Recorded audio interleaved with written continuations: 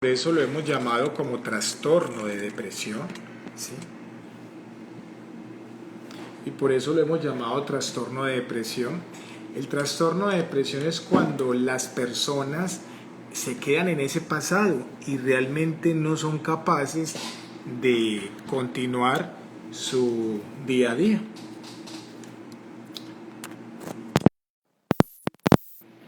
Entonces, la pregunta es, ¿todo trastorno de depresión hay que manejarlo con medicamentos?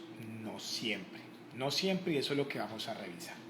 Aprovecho por aquí para dar la bienvenida a Diana Betancourt. Diana, buenas noches para ti y tu familia que te estás conectando con nosotros.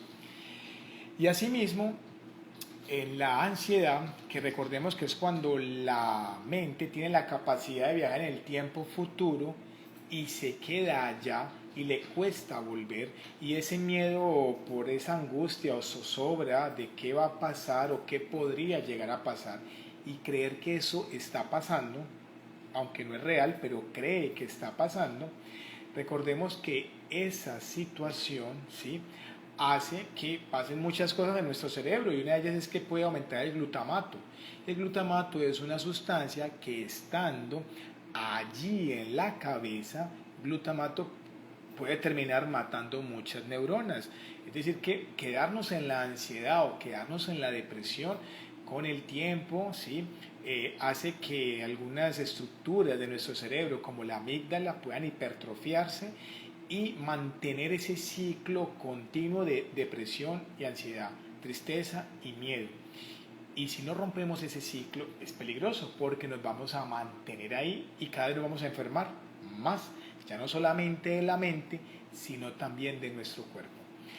Saludos para Rolando Álvarez, también para Extrema Gulina y para todos los que se van uniendo, Beatriz Elena Gaviria, que también está por aquí conectada esta noche con nosotros. Entonces es bien importante reconocer eso. Entonces, en primera instancia, a veces las personas desde su discurso dicen: médico, yo estoy con ansiedad o yo tengo un trastorno de depresión. Y muchas veces porque es lo que escuchan de la amiga o el amigo que le contó cómo se sentía, o vamos a Google y revisamos el tema y creemos que nosotros también tenemos esa enfermedad que estamos leyendo allí.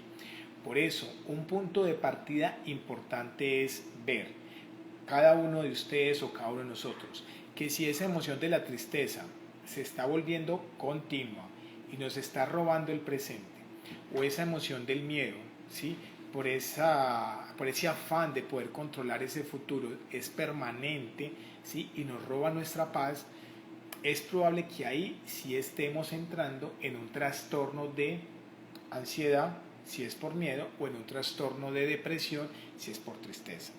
A lo que quiero llegar es que no nos asustemos, no nos inventemos enfermedades porque simplemente nos visita la tristeza. No, tenemos derecho a sentirnos tristes, ¿sí?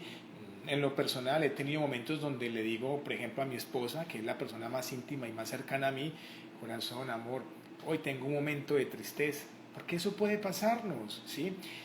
Mi hija, que tiene 12 años, por ejemplo, hay momentos donde me ha dicho: papá, tengo un momento de miedo. Eso es importante poder expresarlo. Es más, considero que es importante que lo manifestemos, y quienes tengamos hijos, les enseñemos a nuestros hijos la importancia que tiene de verbalizar y expresar esos momentos de tristeza y esos momentos de miedo, ¿vale? Porque en nuestra naturaleza nos pueden visitar. Pero recordemos que, como hablamos de visita, las visitas no se quedan, ¿cierto? Si yo le pregunto a Beatriz Elena, que nos ve por acá, a Lina María Orozco, o le preguntamos a Adrián Uribe, cuando una visita llega a vuestras casas, ¿se queda por mucho tiempo? ¿Se queda durmiendo? ¿Se queda allí habitando? No, por eso se llama visita. Lo mismo, las emociones nos deben visitar y aprendamos de ellas, abracémoslas, pero que no se queden en nosotros.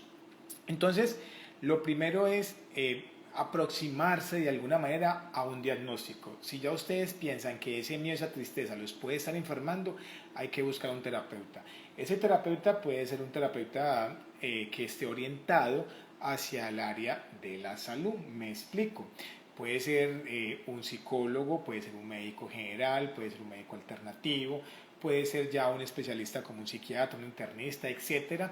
Pero sí es importante hacerse revisar cuando está esa alarma de que emocionalmente no nos sentimos bien durante mucho tiempo, porque sabemos que no sentirnos bien ocasionalmente es parte de la existencia.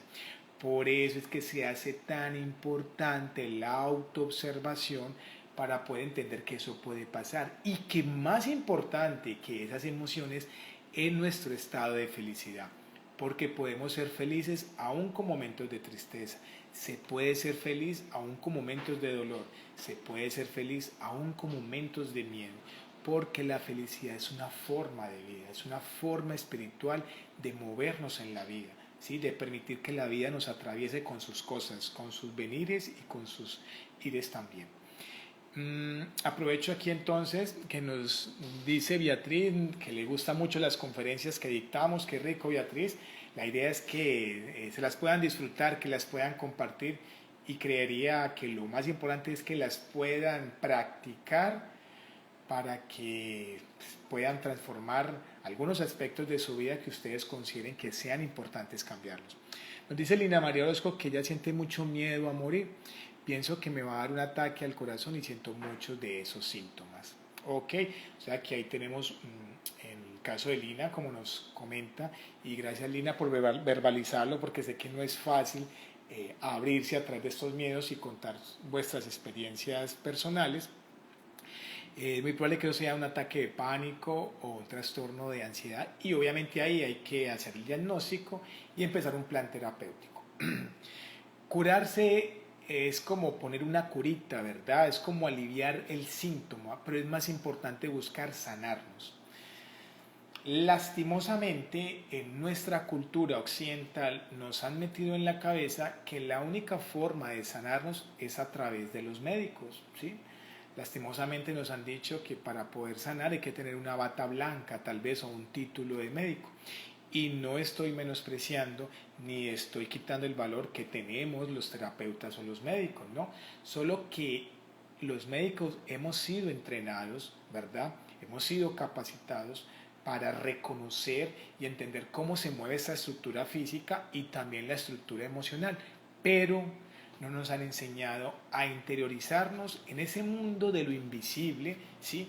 Que es todo el tema espiritual y que repercute en nuestra salud, ¿verdad? Es un poco complejo que al médico occidental o tradicional se le enseñe eso, porque como el amor, de alguna manera como la espiritualidad, no se puede comprobar a través del método científico, es muy, muy complejo que nuestras escuelas lo puedan enseñar. Pero lo más hermoso es que en todos nosotros vive un espíritu, ¿sí? Que tiene una capacidad de transformación y de sanación, ¿sí? Que lo único que tenemos que hacer es despertar a ese espíritu que hay en nosotros, ¿verdad? Y eso no le resta importancia a lo físico o a lo científico, ¿sí? ¿A dónde estoy llegando? Miren, es muy sencillo.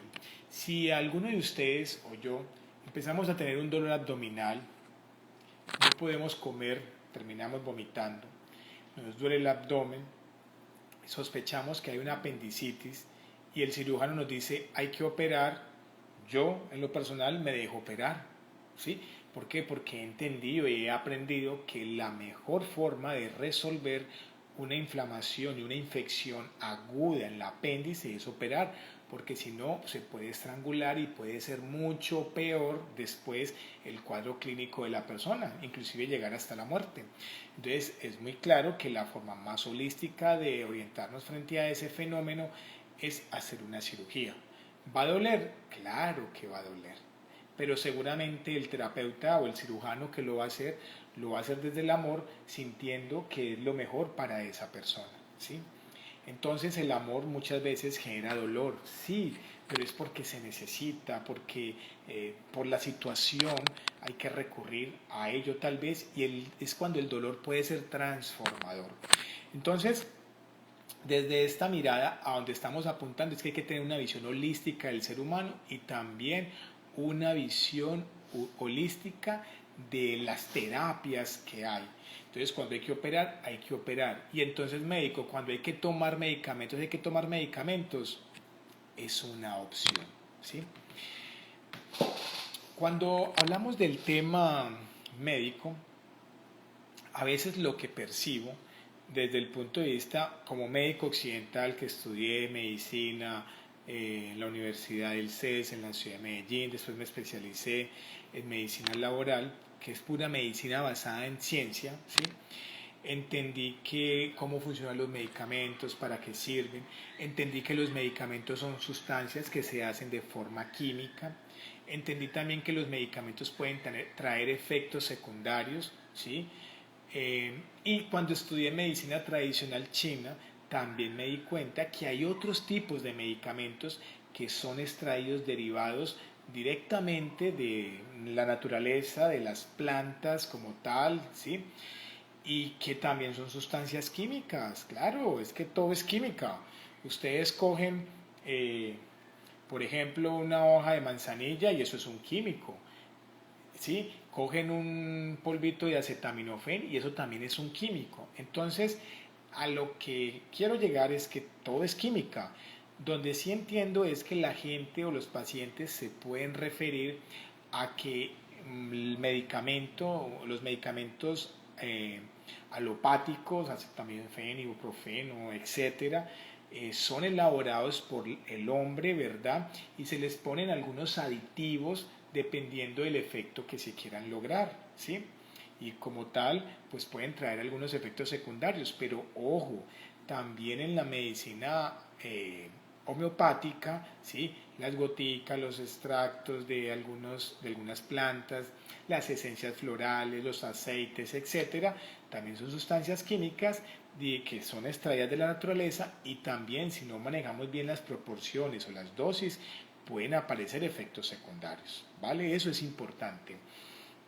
Desde esa mirada, obviamente, es entendible que pueden haber más efectos secundarios con los medicamentos alopáticos, es decir, con los medicamentos que los médicos solemos formular normalmente. Hablo de antiinflamatorios, hablo de antidepresivos, anticonvulsivantes, antibióticos, etc. Todo esto pueden producir más efectos secundarios, pero por eso la importancia de que sean recetados por una persona que sepa el tema para evitar efectos secundarios y estar alerta si eso llega a pasar, ¿verdad? Entonces, la pregunta es, bueno, ¿y cuándo realmente tenemos que recurrir a tomar medicamentos para la ansiedad y la depresión? Como sé que la intención hoy no es decirle los nombres de todos los medicamentos que hay para la depresión y la ansiedad, ¿sí? Sí los podemos clasificar en dos grupos muy grandes. Uno de ellos es los ansiolíticos, que de alguna manera lo que buscan, como su nombre lo dice, es bajar la ansiedad y si no se maneja bien la dosis, a veces además pueden sedar, después de sedar pueden inclusive hasta hipnotizar. Por eso algunas veces algunos pacientes cuando están tomando algunos ansiolíticos como el lorazepam, por ejemplo, o el diazepam, perciben o sienten que están como dopados o dormidos. Por eso es que los ansiolíticos, y empezamos con este grupo, cuando hay una crisis de ansiedad muy severa, ¿sí?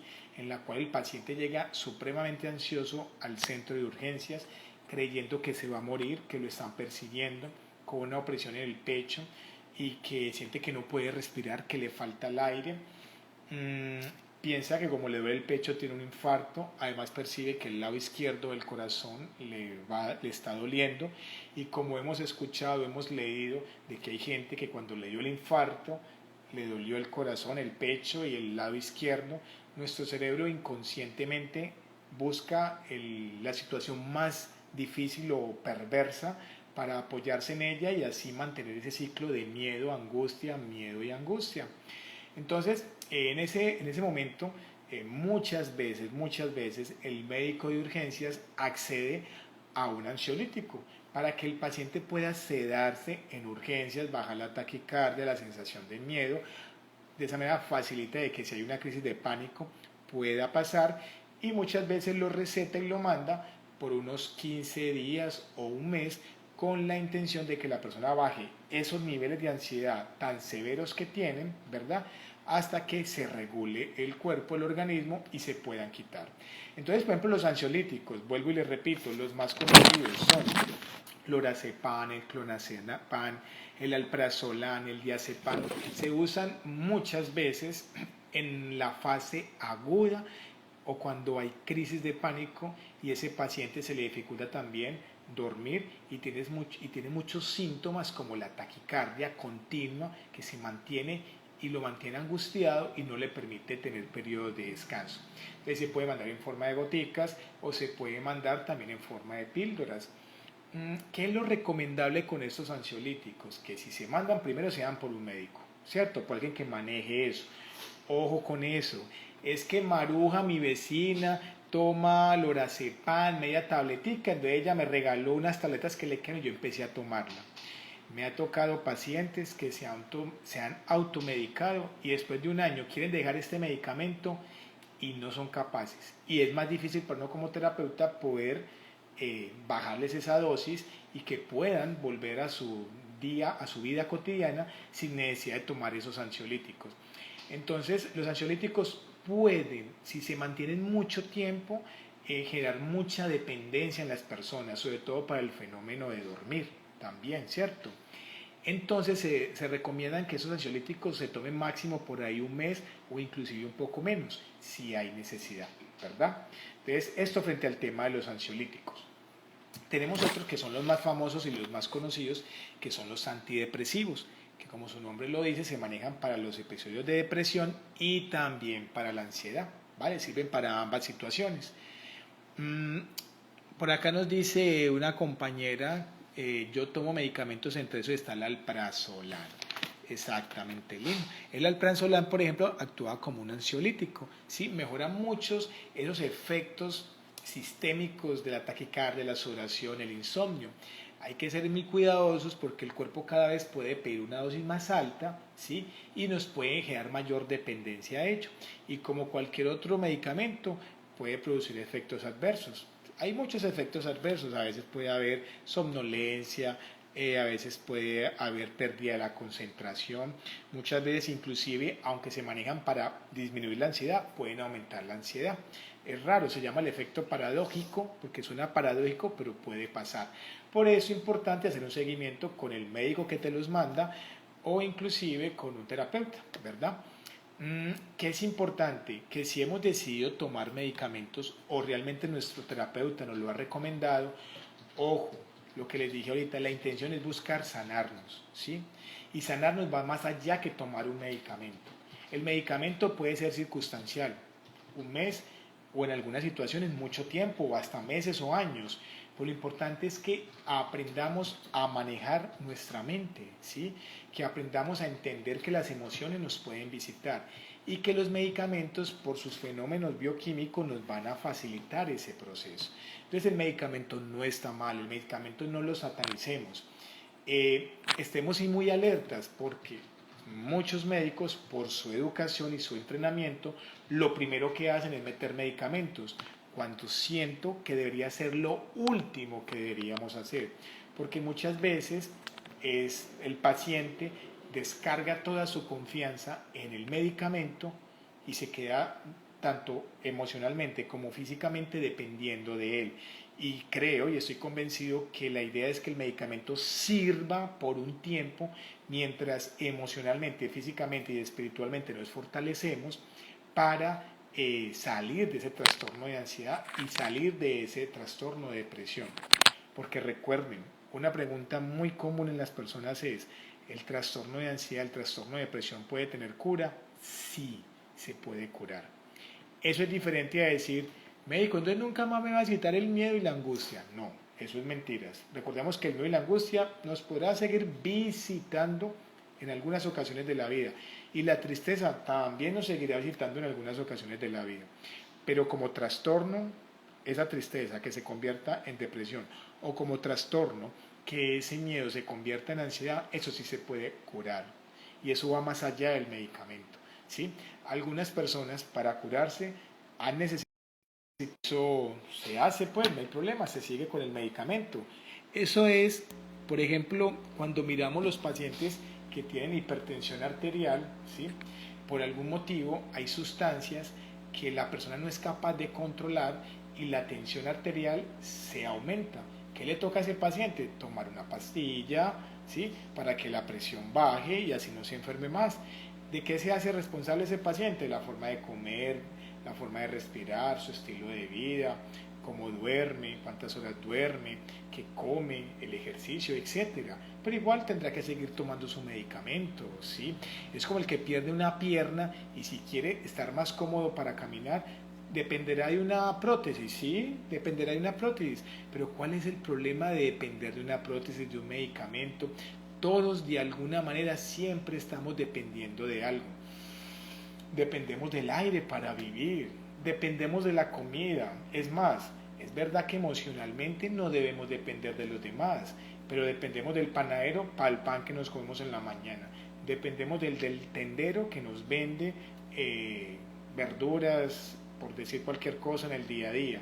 Dependemos del lechero que lleva la leche a la casa, dependemos del médico que nos atiende, dependemos del carnicero que nos vende la carne, o sea, todos estamos conectados, ¿sí?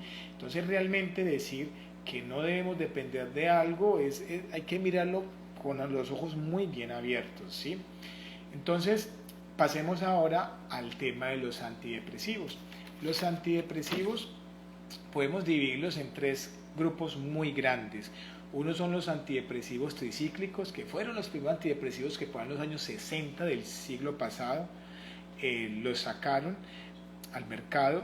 Los otros son los inhibidores de la recaptación de serotonina y los otros son los mixtos o los duales, que inhiben la recaptación de serotonina y a la vez también inhiben la recaptación de la noradrenalina. Entonces, dentro de los antidepresivos tricíclicos, el más conocido es la amitriptilina, pero asimismo está la imipramina y otras sustancias que se usan e inclusive se han usado con mucha frecuencia porque se ve que también mejoran mucho el tema del sueño, ¿sí? La única desventaja es que este medicamento puede demorarse un poquito para empezar a actuar, casi hasta un mes.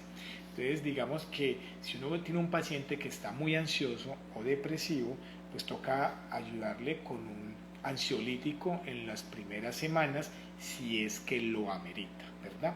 Tenemos el otro grupo donde están los niveles de la recaptación de serotonina, que está la famosa fluoxetina, ¿verdad? Que es muy antigua y yo creo que es muy conocida por todas ustedes y todos ustedes.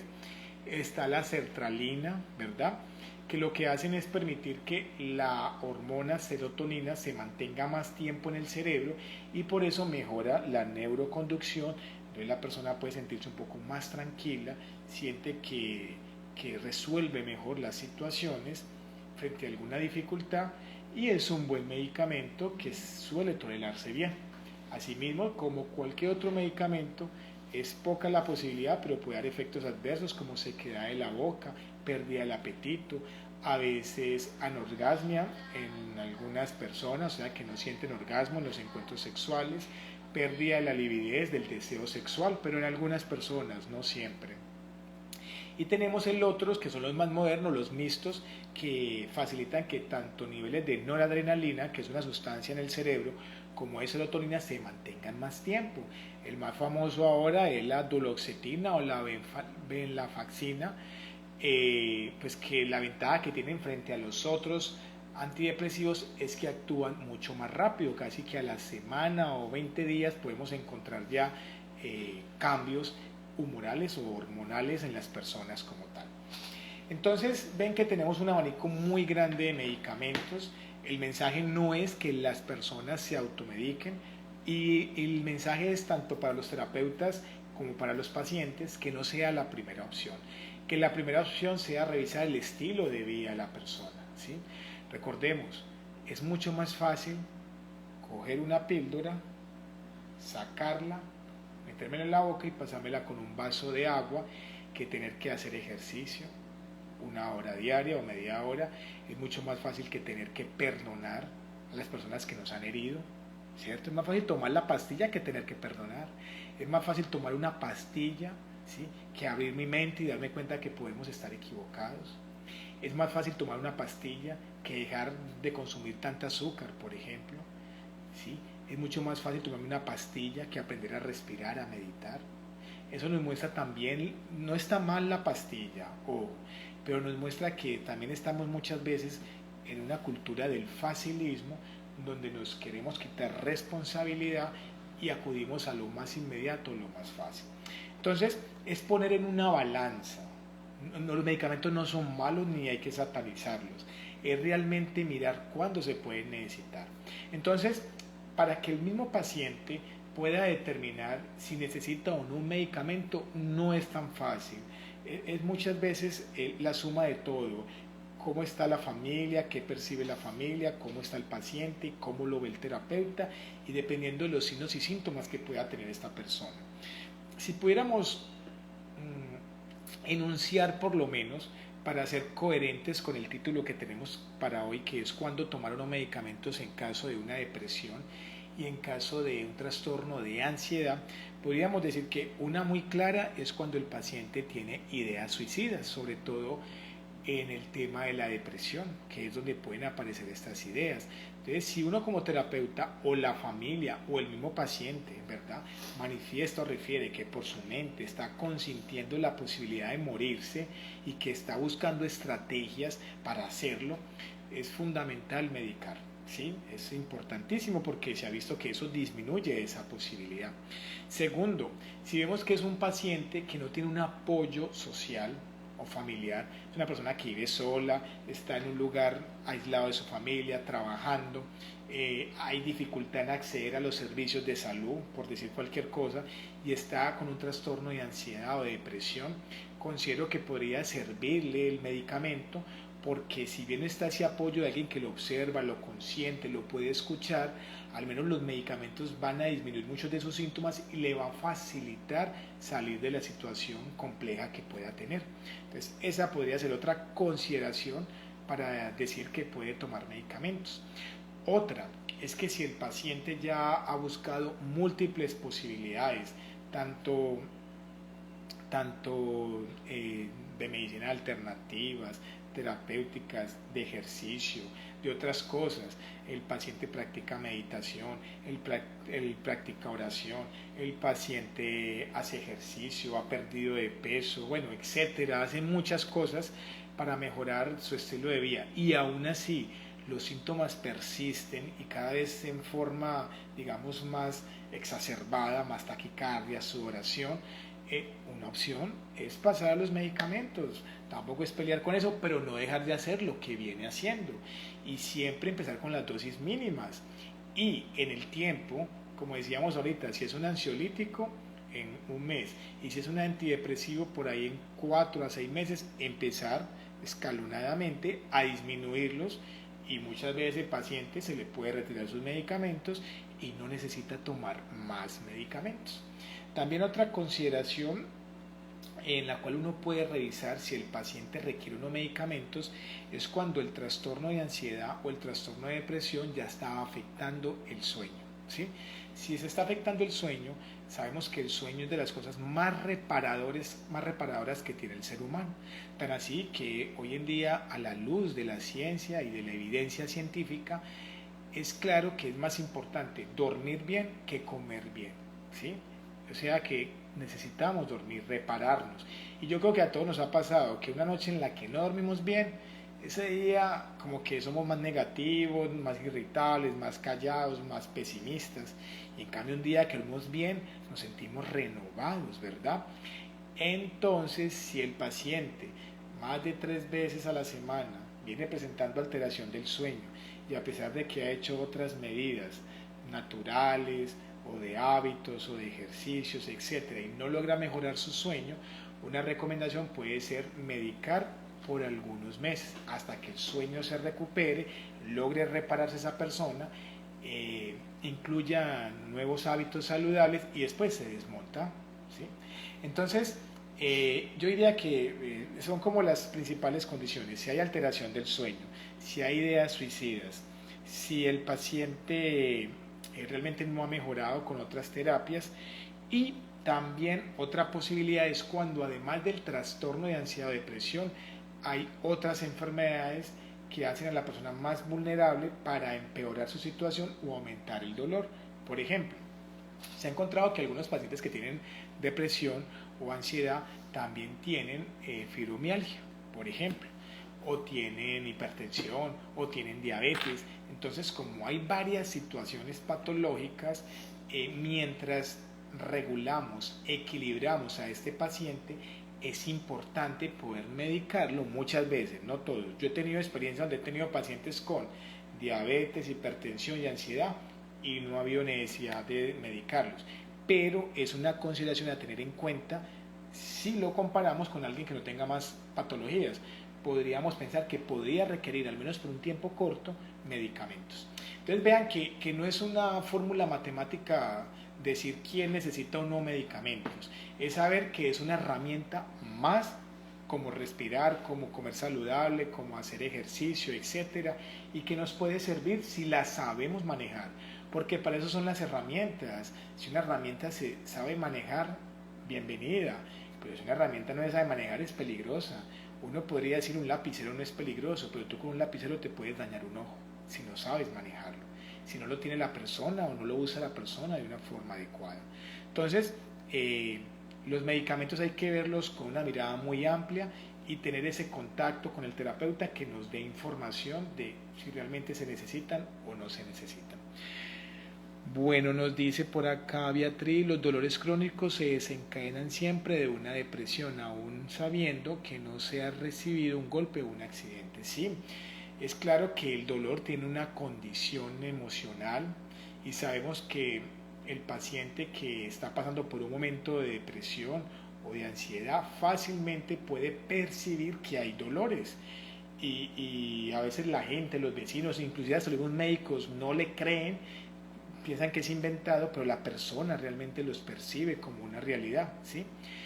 Tan aún así que, por ejemplo, cuando hay fracturas, artralgias, artritis, problemas de dolores musculares o a nivel de los huesos crónicos, muchos ortopedistas o médicos mandan antidepresivos porque se ha visto que estos pueden mejorar el dolor además del estado anímico. ¿Por qué? Porque hay una relación muy estrecha entre dolor y ansiedad o depresión. Es decir, aquellas personas que tienen muchos dolores más fácil se pueden deprimir, o aquel que tenga depresión o ansiedad más fácil puede presentar dolores. Es cierto, Beatriz, por eso es importante esa mirada holística y buscar cuál puede ser el trasfondo de ese miedo y el trasfondo de esa tristeza para ver si logramos evitar medicar a ese paciente. Bueno, familia, entonces esta es la información. Los medicamentos no están mal, la idea es que no todo haya que medicarlo. Siento que la mayoría de las personas podrían salir adelante sin medicar, ¿sí? Siento de que al que toque medicarlo, pues tiene una herramienta muy valiosa si tiene un buen acompañamiento de un terapeuta que sepa medicar dichos fármacos. Y pienso y creo que el reto es que las personas aprendan muchos estilos de vida saludable para que se reten poco a poco en ir disminuyendo dichos medicamentos hasta donde sea posible. Y si no se pueden quitar todos y solo disminuir algunas dosis, no está mal, ¿vale? No está mal. Recuerden que hay gente que necesita una prótesis para vivir, hay gente que depende de sus gafas o de sus lentes para poder mejorar su visión. Entonces, ¿qué vamos a pelear con eso? Si realmente necesitamos algún medicamento para mejorar nuestro componente emocional, eso está bien, como quien necesita los lentes, no hay ningún problema. Recordemos que la vida no es difícil, es nuestra mente, la forma de pensar, los pensamientos que tenemos, esos mitos, esas estructuras, esas falsas creencias, la que nos hacen complicarnos la vida. Pero la vida es sencilla y está ahí para ser disfrutada. Entonces, bueno, vamos a seguirnos disfrutando la vida. Muchas gracias por estar aquí presentes. La intención es que esto les pueda servir a ustedes, que puedan transformar sus vidas, porque ese es el objetivo, que cada uno de nosotros transformemos nuestras vidas y de esa manera, en un nuevo presente, estaremos cambiando este mundo. Y cuando digo mundo es a nosotros como sociedad, llenándonos de valores positivos y logrando ese bien común que todos queremos. muy buenas noches y los invito para que nos sigan a través de las redes. Recuerden, DR de Doctor José Luis Albarracín en YouTube, en Instagram y en Facebook. Semanalmente estamos montando un video en YouTube, cortos, son videos de 5, 4 o 6 minutos sobre temas saludables. Bueno, Lina, muchas gracias por haberte conectado con nosotros, Beatriz también, Mariela Fonseca, Diana, Sonia, qué bueno que todo esto les pueda servir. Hasta la próxima semana. Feliz noche.